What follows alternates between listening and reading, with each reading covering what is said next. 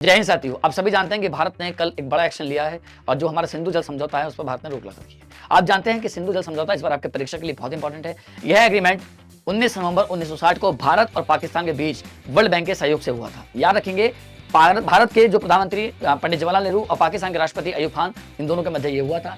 सिंधु जल जो नदी तंत्र है उसका जो पूर्वी वाली है सतलज रावी व्यास वो भारत के नियंत्रण में है और आप देखेंगे सिंधु और चिनाब और झीलम वो पाकिस्तान के नियंत्रण में। अब भारत सिंधु नदी के जल तंत्र का 20% तक की हिस्सा रोक सकता है, लेकिन मजे की बात यह है कि नदियों का जो प्रवाह है वो भारत से होकर के जाता है। तो अगर भारत इस तरह का बड़ा एक्शन ले सकता है तो कहीं ना कहीं पाकिस्तान पे एक बड़ा आर्थिक दबाव तैयार हुआ है और ये होना भी चाहिए और ये प्रासंगिक भी है। ठीक है, थैंक यू सो मच। जय हिंद, जय भारत।